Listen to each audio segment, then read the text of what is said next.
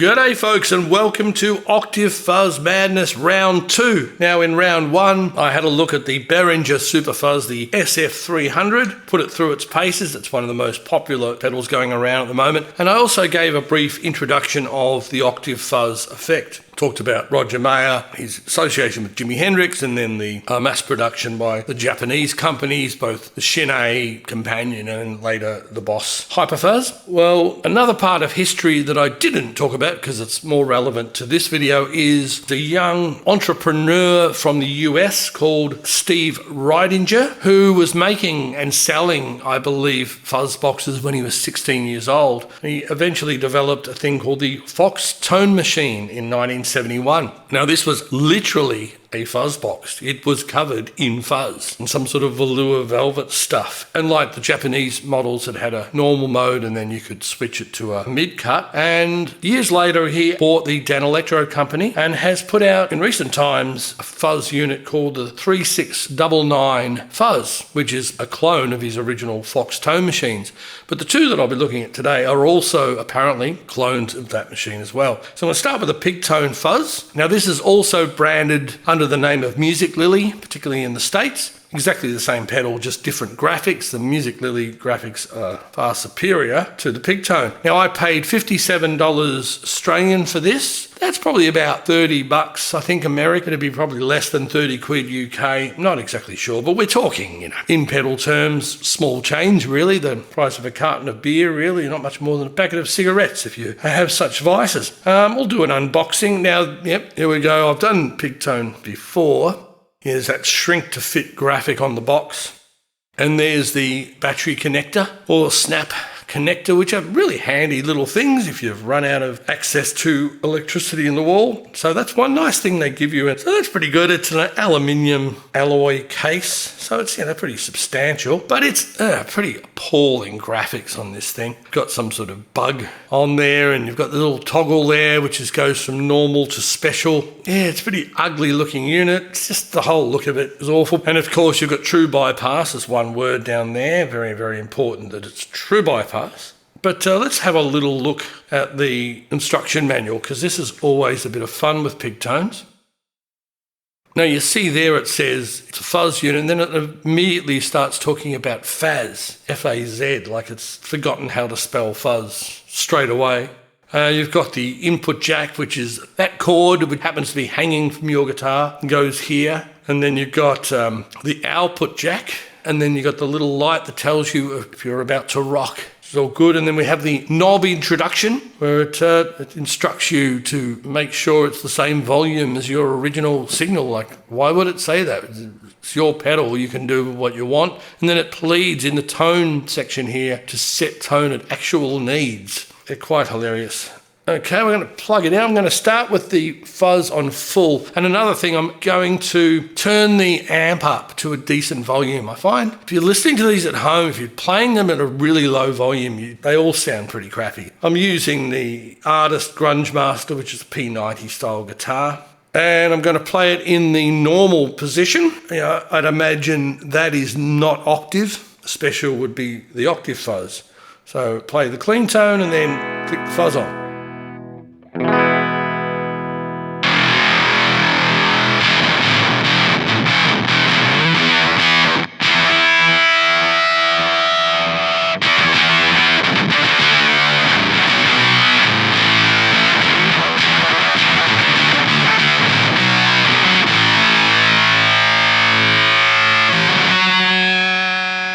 Well, I can hear immediately there's that thwack. I think I sort of talked about that or put it on the screen in the last video. There's a thwack that Octave Fuzz gives you. It just gives you this whoosh, like a whiplash. Normal mode seems to have some octave fuzz to it, so special should be incredible once we click onto special. So, play a little bit here.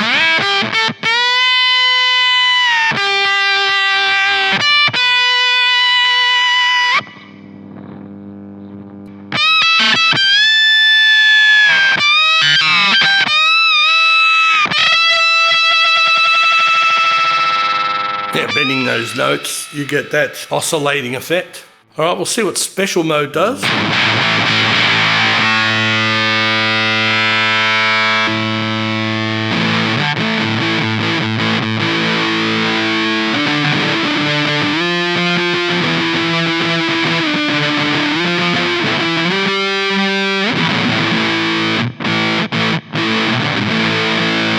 Okay, so special mode is just non-octave fuzz. So they've got the toggle wrong. The toggle is the wrong way around. And there's a lot of noise, particularly without the octave effect.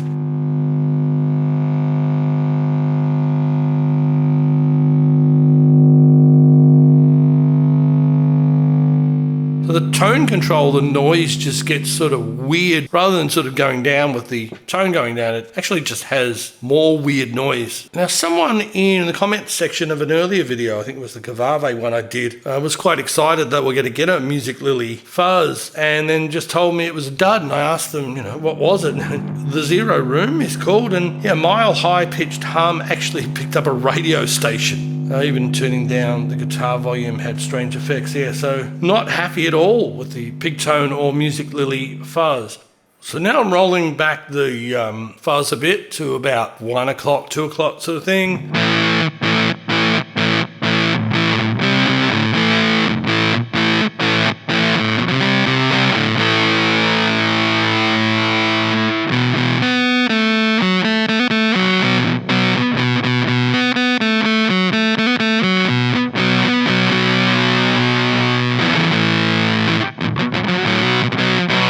Actually a great sounding fuzz without the octave effect. It's brilliant, but there's just so much noise. I'm going to go back to normal mode, which is actually octave mode, with the fuzz rolled back a bit.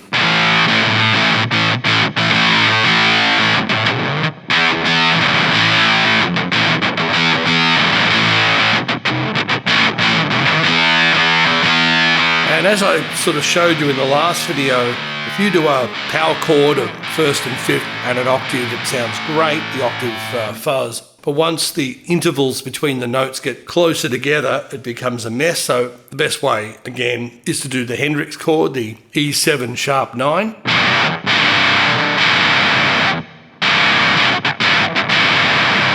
Which sounds absolutely awful, and as it did last time, just a plain C chord. Hear how that sounds. And once again, not too bad. Well, with the lead, it should have that extra octave singing. We can sort of tell how that upper octave will ring through, how it will sing, and I'll give the old Doctor Who theme a bit of a try.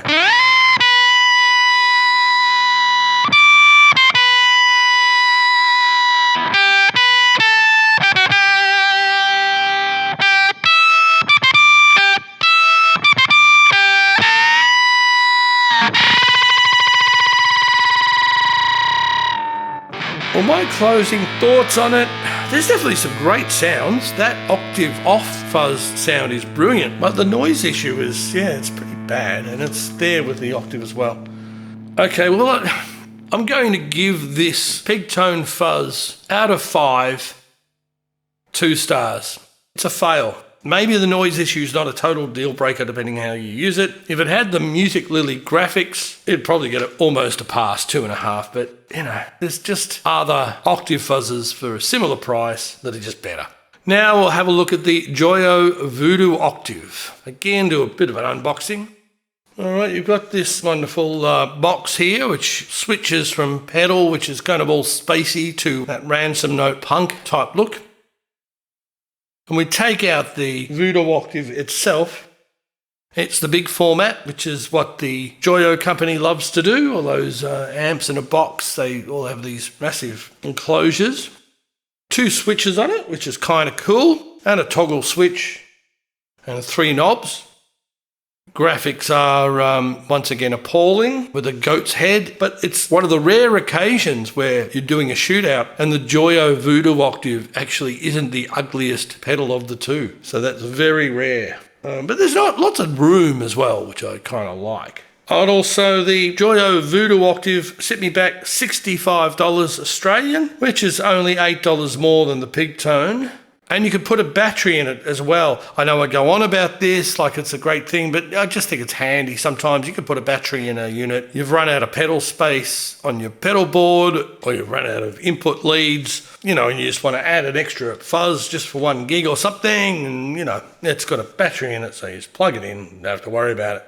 The instruction sheet does have some funny stuff on it. I particularly like this thing about do not drop off this unit or bump this unit off hard surface or storing it in dirty or strong shock places. Now, some years ago, there was some talk about this thing having 2 or 3 capacitors installed upside down or sideways or back to front, and there were people fixing their Voodoo Octaves. I haven't heard a lot of that in recent times. I bought this in 2020 and I plugged it in and it sounded great to me straight off the bat. Then I've since heard they've fixed the issue. I'm not sure.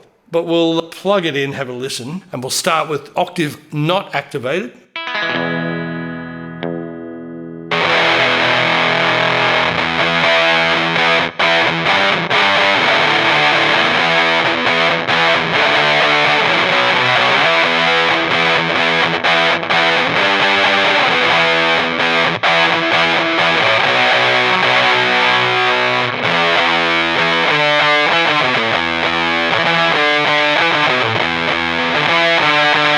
Like the Pigtone, it is pretty noisy in the non-octave mode. I won't try the octave.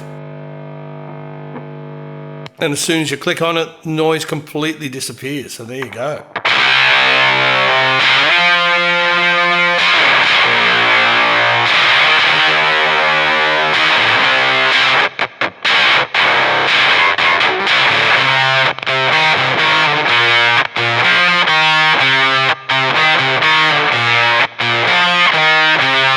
That is a riff that I came up with when I first bought the Joyo a couple of years ago, and I turned it into a song. I think it took me less than an hour to write the song, and I'm putting the link there above the screen. But if you hear the song, it actually sounds like a song that was written in less than an hour. But that is also the theme to my loud and dirty history of distortion and feedback. So I've got a real soft spot for the Voodoo Octave because I did come up with a riff very quickly after buying it. So I do like it. It's definitely not as full sounding as the Pigtone. It actually seems to have a high mid-range boost, slightly nasal, but it really cuts through a mix. I've used it on some demos where I've wanted just like a wall of fuzz, double tracked it, hard panned it, and you can actually get that Jesus and Mary chainsaw fuzz going through. It cuts through definitely more than the Behringer does. I like it, but it might not be for everyone. I'll try a little bit of lead.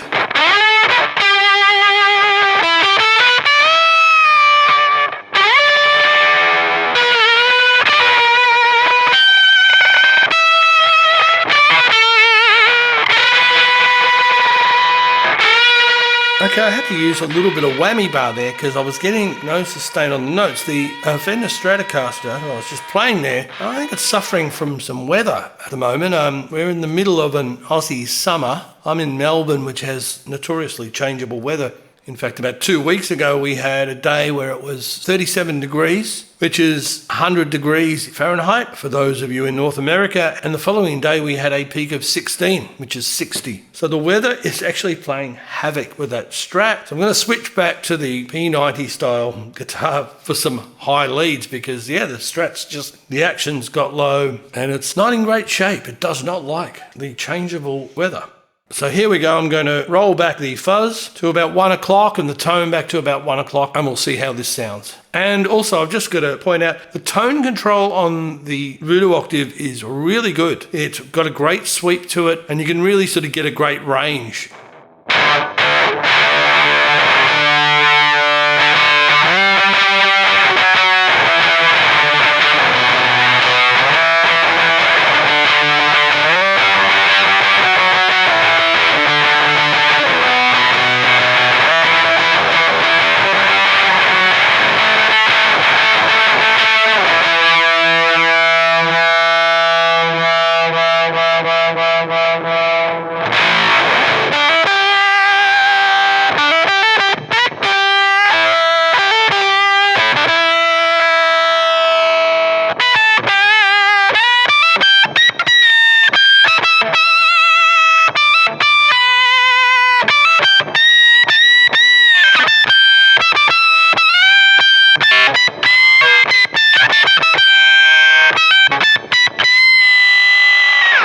Well, there are certainly some singing high notes there. Probably the best yet of the 3 that I've demoed so far, particularly with this guitar. It just really has that high octave ringing out beautifully. I like that a lot.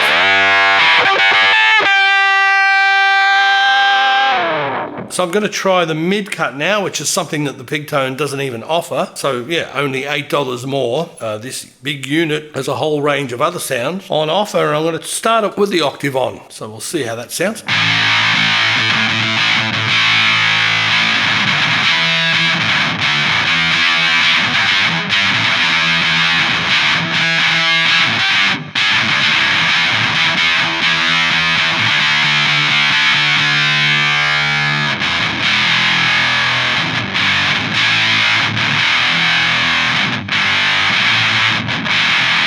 That sounds pretty good. All right, now to try it without the octave on.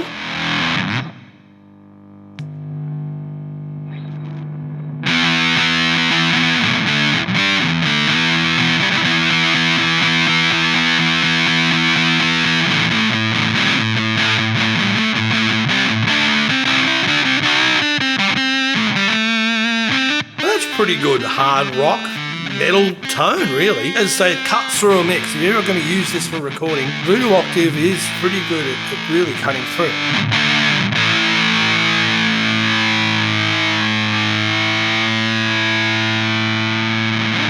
Well, I gave the Pigtone 2 stars, and I'd have to say that the Joyo Voodoo Octave is ultimately twice as good as the Pigtone. And despite both of them having appalling graphics, I go on about that. It's important. You like to admire things that you own, and these are not really worth looking at.